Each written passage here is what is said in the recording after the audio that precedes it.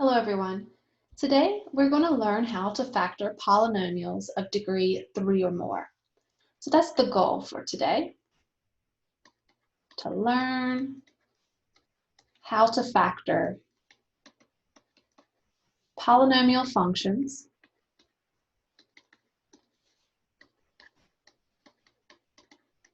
of degree greater than or equal to 3. Now we already know how to factor polynomials of degree 2. Why do we want to factor polynomials of degree greater than or equal to 3? Well, sometimes we're going to be asked to graph the polynomial or to find the zeros of the polynomial. So when you find the zeros, you have to factor the polynomial. And when you're graphing the polynomial, you can learn some information about the graph, like if we cross or we just touch the x-axis at these zeros. It gives us a lot of information, and it's important to know how to factor these types of polynomials. So to learn how to factor them, we're going to start off with something very basic, and then we're going to build up to factoring polynomials. So I want to start with just recalling how to find the prime factorization of numbers. For example, the number 12. What is its prime factorization? Recall that prime factorization is breaking the number into prime numbers that when you multiply them together, you get this number 12. So the prime numbers that go into 12, let's see, 12 is 3 times 4, and 4 is 2 times 2. So the prime factorization of 12 is 3 times 2 times 2. How about 120? So we think about the factors of 120. Well, I can look at this and tell that 12 times 10 gives me 120. Then we break down 12, which we already saw. The prime factorization of this is actually 3 times 2 times 2. And then 10 breaks into 2 and 5. So 120 is 3 times 2 times 2 times 2 times 5, which we can abbreviate to 3 times 2 cubed times 5. And how I want you to think about this, including this one right here. Look at the power on this 3. The power here is 1, and the power here on this 2 is 2. You can think of those as like multiplicities. They occur, for this number 2 occurs twice. And down here, the number 2 occurs 3 times. So it's like the multiplicity. And we have this factor 3, we have the factor 2, and this factor 5, and they're all prime. We can kind of think of polynomials this way, as breaking them into their prime factorization. So let's factor 2 polynomials, and in fact, we can factor both of these. This one's easy to factor. So we're going to start with this x squared minus 8x plus 15. Now we learned how to factor this. We think of two numbers that multiply to give us 15 and add to give us negative 8. So 5 and 3 multiply to give me 15, but they add to give me a positive 8, so I need to make them both negative. So negative 5 and negative 3, 15, add to give me negative 8. And we learned that if the coefficient of this x squared is 1, we can just write this as x minus 5 times x minus 3. And so we're thinking of this sort of like in the prime factorization. We broke this down into pieces that can't be factored anymore. Like the prime numbers, because we had 2 and 3, we couldn't break those down any further. And the multiplicity here is 1. These factors just show up one time.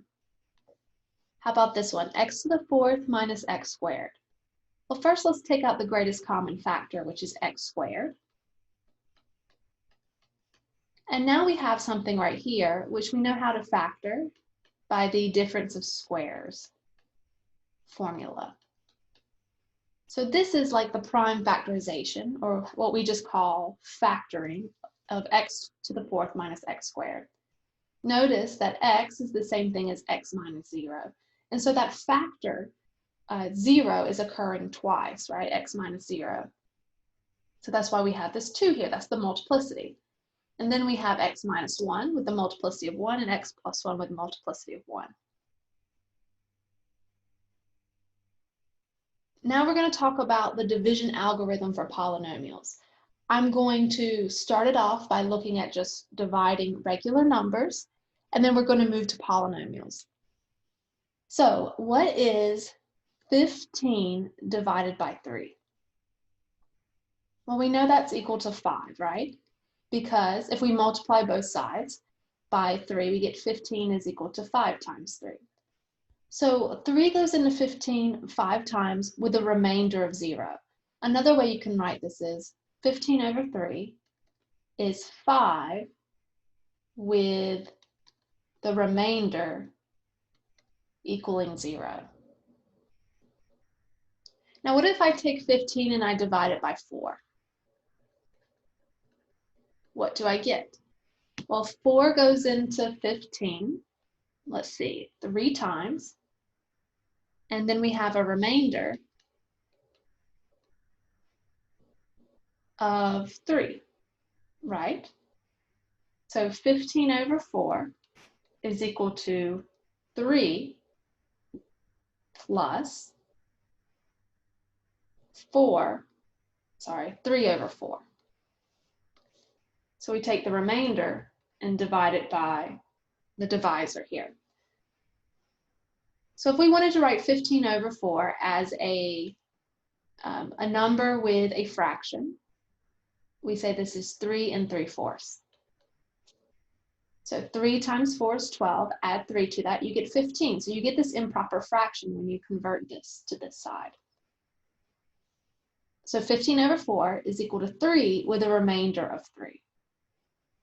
Now watch this. How I wrote this, 3 3/4 is the same thing as 3 plus 3/4. What happens if we multiply everything by 4? So if we take this and multiply everything by 4, we get 15 is 3 times 4 plus 3. If I multiply this side by 4, it gets rid of this denominator. If I multiply this side by 4, I distribute to everything. So I get 3 times 4, and then we get rid of that 4. And let's double check. This side is 12 plus 3, which is 15. So that is correct. I want to do one more. Let's take 21 and divide it by 8. What is that equal to? Well, 8 goes into 21. Let's see. 8 plus 8 is 16. And then if we add another 8, we get 24.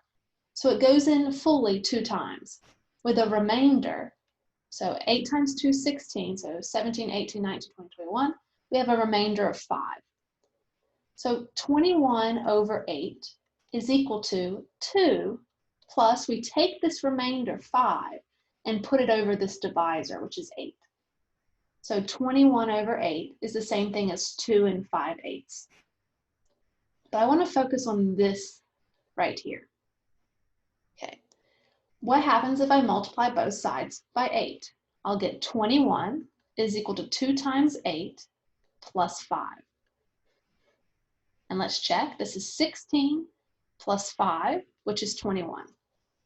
This is very similar to the division algorithm, which I'm just going to write. So we can view when we have something on the top that's bigger than the bottom, we figure out how many times that thing in the bottom goes into the thing on the top fully, and then we have some kind of remainder. So this is the division algorithm for polynomials.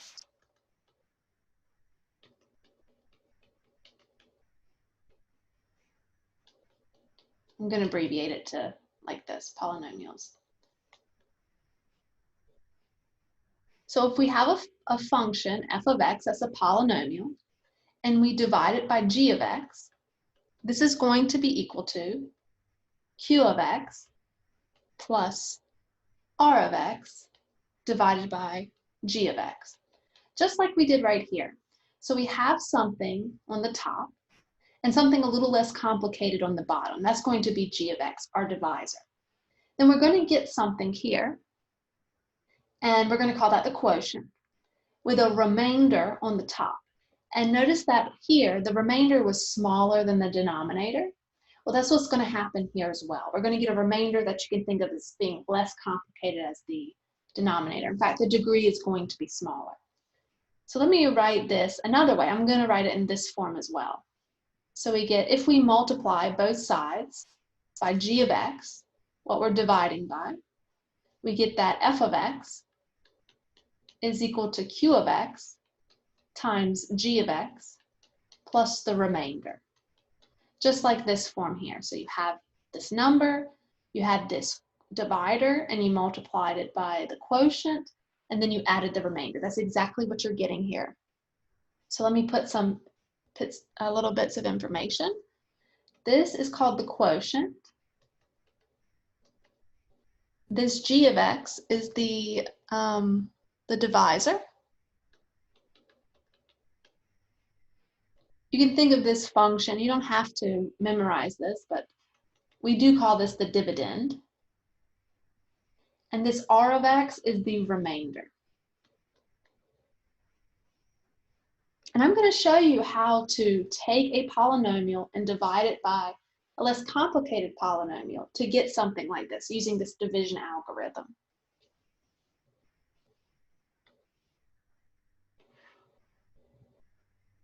So before we move on, I want to talk about these pieces that we did a little bit earlier. So this x4, x to the fourth minus x squared.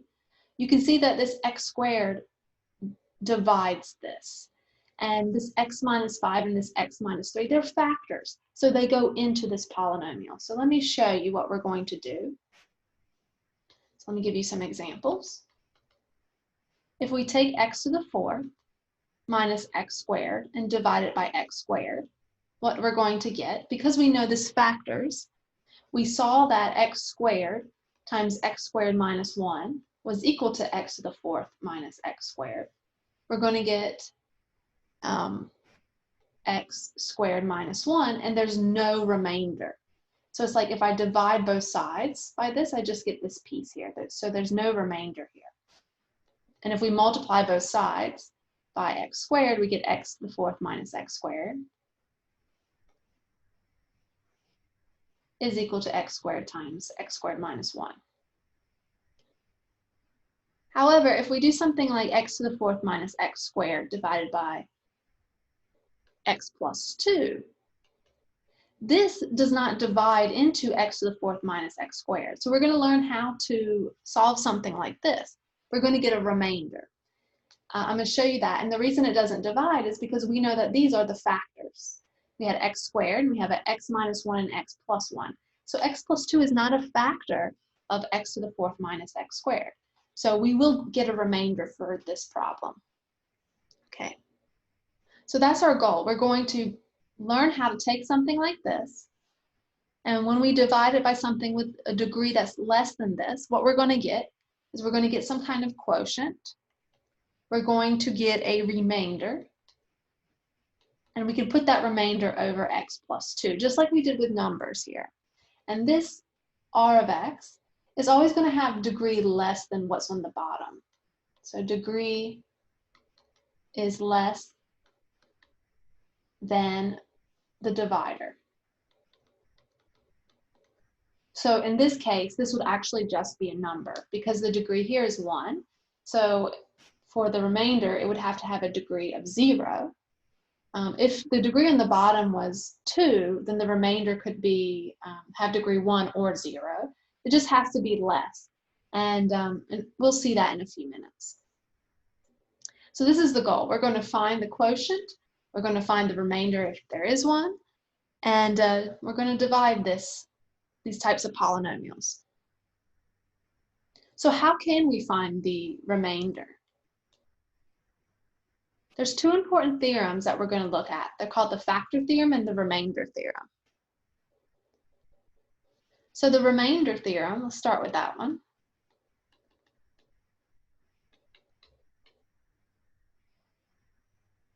It says, let f be a polynomial function. So this remainder theorem is only going to work if we're dealing with polynomial functions. And that's what we're dealing with in this section. But if you try to apply it to other functions that are not polynomials, then this will not work. So if f of x is divided by x minus c,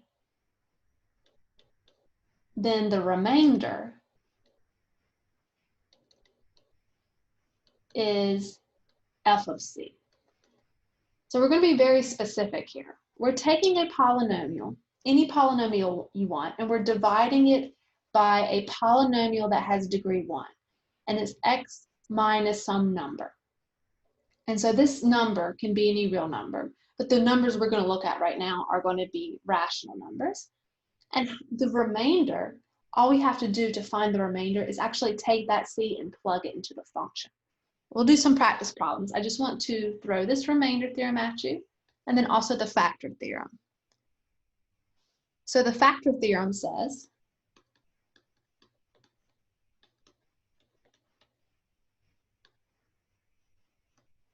well, we're going to let f be a polynomial function.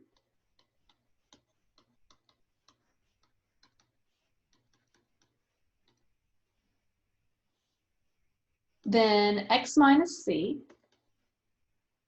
is a factor of f of x if and only if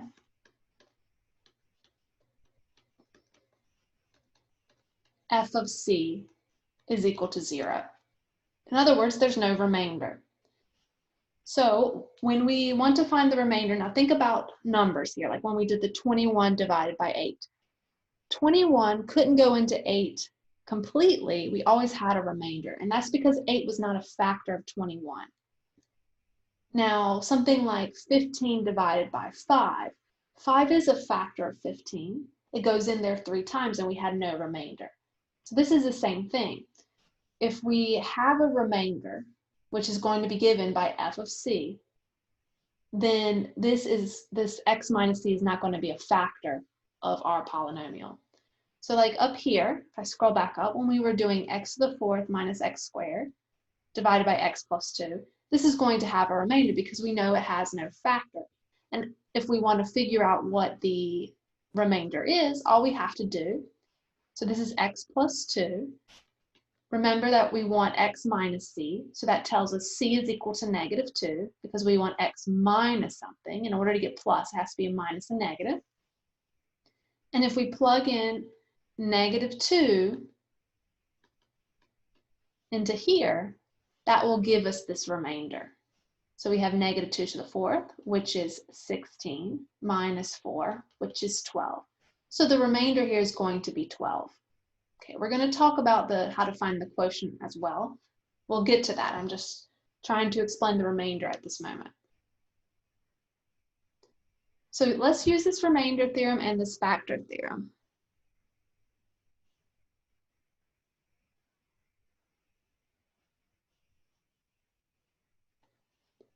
Okay. So given the following polynomials, we want to determine the remainder of f of x divided by some x minus c for a given c. After we do that, we want to determine if x minus c is a factor of f of x, and we're going to use the factor theorem for that. And then finally, we want to use the division algorithm to factor f of x. The first problem I'm going to give you is one that we already saw, which is f of x is x squared minus 8x plus 15. Okay, here are 2 potential factors, x minus 3 and x plus 1. We know how to factor this, and we know this factors into x minus 3 times x plus 5, actually x minus 5. So we know that x minus 3 is a factor of this polynomial. This is not a factor. So remember what the directions say. We want to find the remainder and figure out if x minus c is a factor. So we could go ahead and cross this one out and say it's not a factor. But I want to show you how this remainder and factor theorem are being used with something that we already know how to factor. That will help us understand what's going on. Okay, so since we know that this is a factor, what should happen if we plug 3 into this function? Well, if you plug in 3, we should get 0. Because remember the factor theorem. The factor theorem said, if we have a polynomial function and this is a factor, then f of c should be 0. So let's try it out. If I plug in 3 into here, we'll get 3 squared minus 8 times 3 plus 15. This is 9 minus 24 plus 15. 9 minus 24 is negative 15. Add that to 15, you get 0. So this is a factor. And we also know that this x plus 1 is not a factor. So let's plug it into our function. And what's going to happen is we're going to get a remainder. So f of negative 1. Now look here. Remember that it's x minus c. So the c that we're plugging in is always going to be the opposite of what you see here. So here we plugged in 3, we need to plug in negative 1. So we get negative 1 squared, I'm plugging it into here, minus 8 times negative 1 plus 15. So this is 1 plus 8 plus 15. Okay, that's 9 plus 15, which is 24.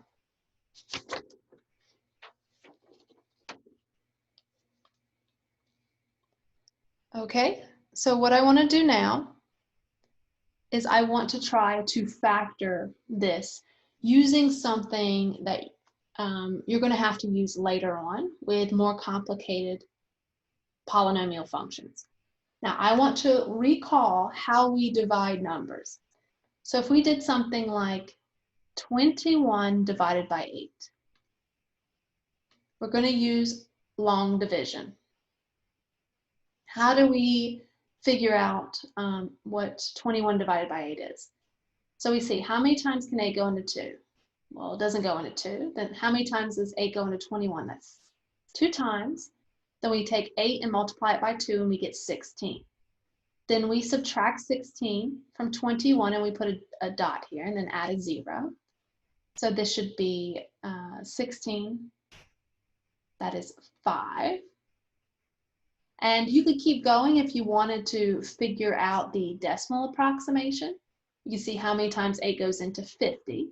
So you don't need this decimal, but the idea is you bring the 0 down and you figure out how many times do we go into 50. Well, 9 times 8 is 72, so you have to go down a little bit to figure that out. 6 times 8 is 48, so you put 6 here, put 48 here, subtract, you'd get 2, and then you'd pull down the 0 again, right? So this is just how you would do this. You keep going, put a 2 here, 8 times 2 is 16, subtract, then pull another 0 down, and you would keep going.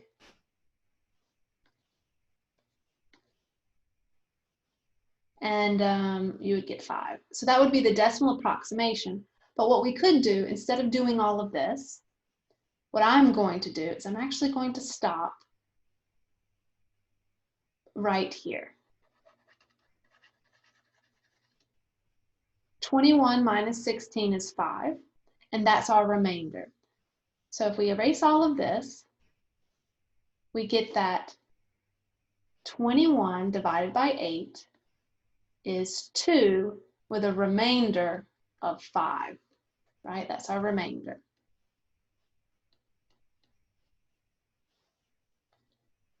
Okay, and again, that's 2 plus 5 over 8, or what we say 2 and 5/8. We're going to do the same thing with polynomials. We're going to put a function here, and we're going to put x minus c here, and then we're going to use long division to figure out what we get when we take a polynomial and divide it by another one. So let's erase this piece here.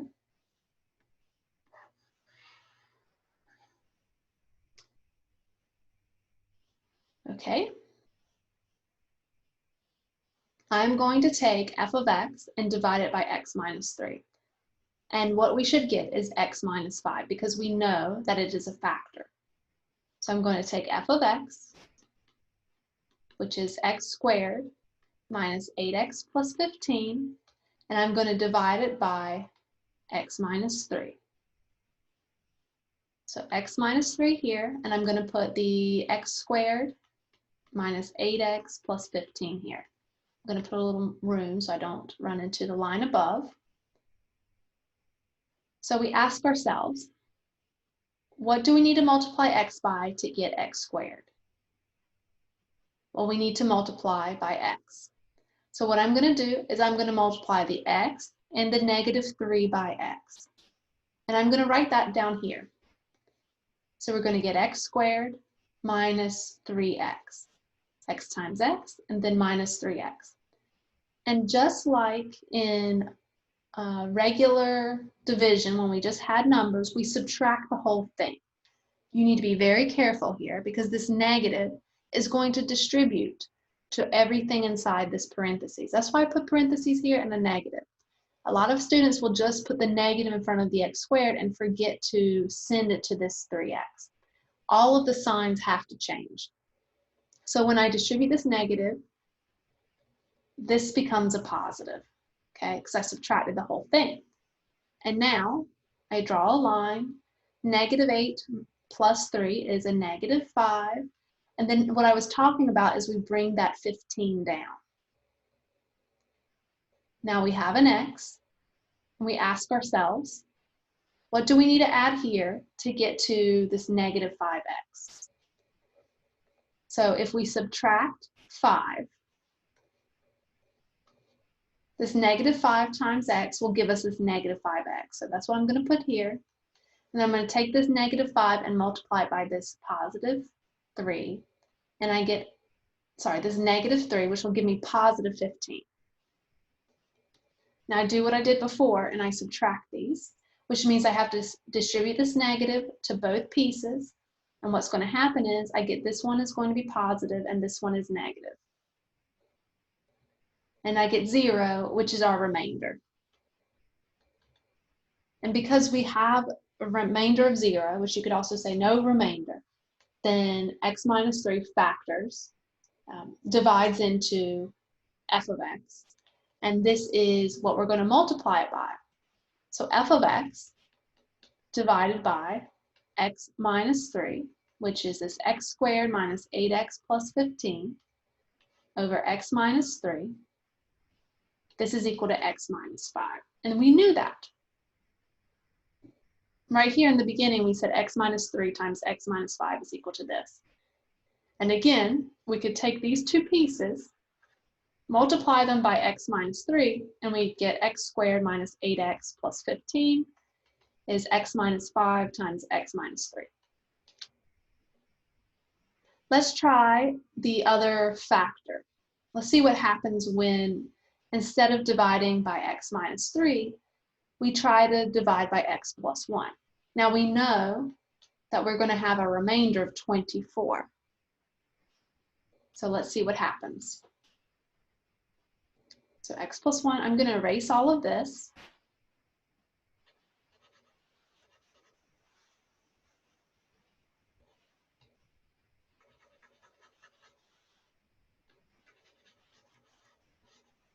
Okay. So let's put x plus 1 here. Well, we ask ourselves, what do we need to multiply x by to get x squared? Well, you multiply by x. So then we get x squared and distribute it to this one. We get plus x. Then we subtract. So we need to change all the signs. If you do that, you'll get negative 9x plus 15. Pull down the 15. And then we're going to put what we need to multiply x by to get this negative 9, which is negative 9. So that becomes negative 9x minus 9. Distribute that negative 9 here. And then change all the signs because we're subtracting. And then 15 plus 9 is 24. So that's our remainder. Now, one question students will ask is, when do I know when I should stop? Should I keep going? Because remember, when we were doing division with numbers, I put a bunch of zeros and I kept pulling them down. You want to stop when there's no more x. So here, I just got a number. You can see that I can't get rid of that x. So you want to stop when there's no x's involved in the bottom here. Okay, now what we're going to do is we're going to write that function, x squared minus 8x plus 15, as a product and also with this remainder here. So we saw that x squared minus 8x plus 15 divided by x plus 1 is equal to, well, x plus 1 went into this function, x minus 9 times, you can think of it like that, plus we take the remainder, which is 24, and we divide it by x plus 1. Now we're using that division algorithm. The next thing we can do is we can multiply both sides by x plus 1. So we get x squared minus 8x plus 15 is equal to x minus 9 times x plus 1 plus 24. I multiplied every single thing by x plus 1. So we've tried to factor this side, and we see that it breaks up this way as x minus 9 times x plus 1 plus 24. You can FOIL this out.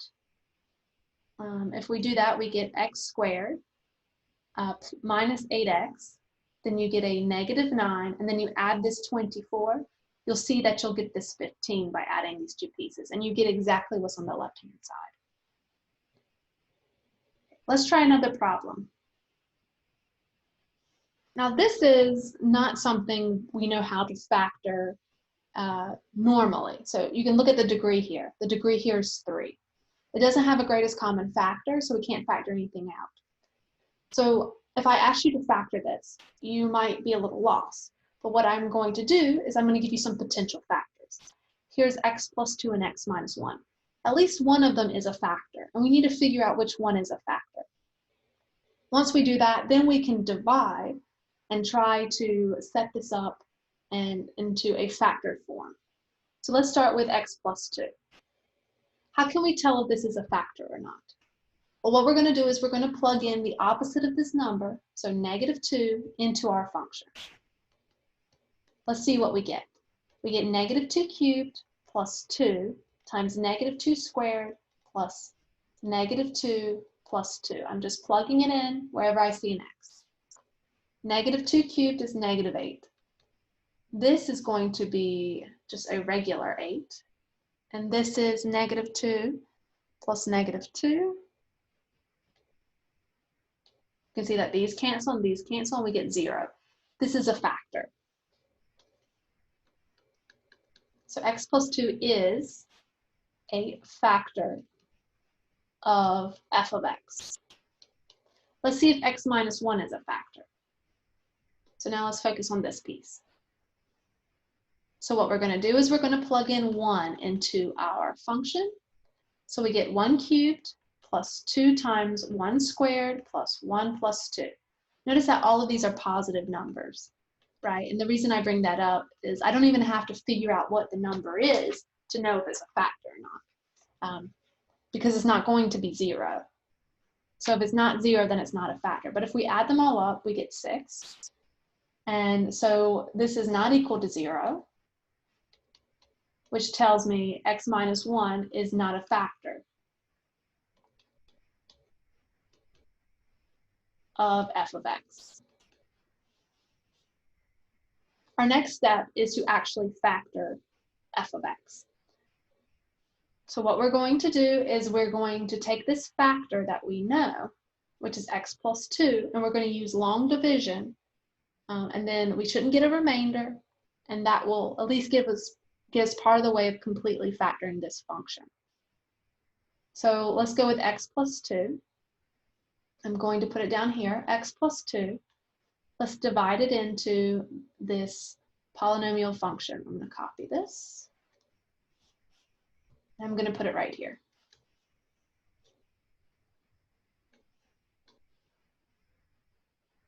Okay, I'm going to do the same thing I did before, which is I'm going to ask myself what I need to multiply x by to get x cubed.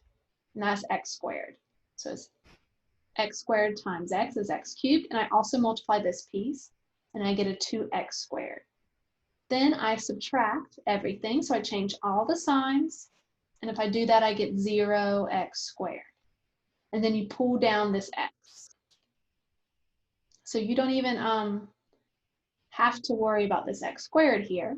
We look at this x term now. What do you need to multiply by to get this x. We can also pull this plus 2 down as well, because we're kind of ignoring this piece right now. You can put, yeah, let me do it the long way, actually, so I don't confuse anyone. So I pulled down this x, and this was x squared. So to get 0x squared, I would multiply by 0x, and I would get 0x squared plus 0x, because 2 times 0x would give me 0x. Subtract that, and I would just get x, and then I pull down the 2. Then I have x plus 2. Well, to get x plus 2, I just multiply by 1. So this is x plus 2. Subtract that, and I get 0, which again, that was what we expected because that was our remainder. And you can see that on the top we have x squared plus 1. So now we know that this polynomial factors into, let's write it down here, x cubed plus 2x squared plus x plus 2 over x plus 2 is equal to x squared plus 1. If we multiply both sides by x plus 2, we get x cubed plus 2x squared plus x plus 2 is equal to x plus 2 times x squared plus 1. Now this is actually completely factored over the real numbers. And the reason is this piece is, you can't factor it over the real numbers because x squared plus 1, if you set it equal to 0, you get x squared is equal to -1, and so you get complex roots. We're not going to deal with complex roots right now. We're just going to factor over the real numbers. We'll talk about complex roots a little bit later. Okay, so we have factored this polynomial. And that's really our goal. So our goal is to get a polynomial into a factored form.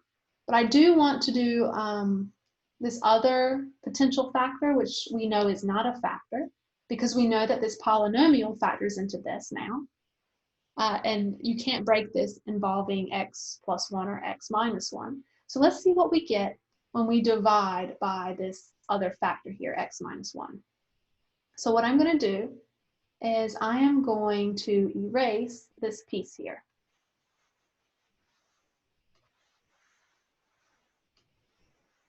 Okay. And let's erase the top as well. And instead of x plus 2, we're going to put x minus 1. And what we're going to do is we're going to divide. Let's see if we get the same remainder. And then let's write it using the division algorithm to see if we can write it in a form where we have 2 things being multiplied plus a remainder. Okay, so x minus 1 into x cubed plus 2x squared plus x plus 2. X goes into x cubed, x squared times, so multiply this through. We get minus x squared. Then change all the signs. And then you get here 3x squared plus x, bringing down this x. Then to get 3x squared, we multiply by 3x. So we get 3x squared minus 3x. Again, change all the signs. This piece goes away and we get 4x here. Sorry, I should do that in white. Pull down the 2. Ask yourself what you need to multiply by to get this 4x. Well, the answer is 4. So we get 4x minus 4, just multiplying. Change all the signs. And look, 4 plus 2 gives me 6, and that's my remainder, just like I was expecting when I plugged it into this function. I got the remainder of 6. Now let's write this as using the division algorithm. So maybe we can do it over here. So the division algorithm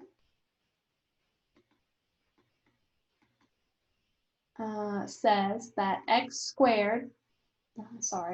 cubed plus 2x squared plus x plus 2, this part underneath this division sign, that divided by x minus 1 is equal to the part on top, x squared plus 3x plus 4, plus the remainder which we know is 6, divided by the divisor. I like to put parentheses around this. And then we can go one step further. We can multiply everything by x minus 1 to get that x cubed plus 2x squared plus x plus 2 is equal to x squared plus 3x plus 4 times x minus 1 plus 6. You can see that x minus 1 doesn't go fully into here because we got a remainder here. This should go away if it was a factor. And if you multiply this out and then add the 6 here, you should get this piece on the left.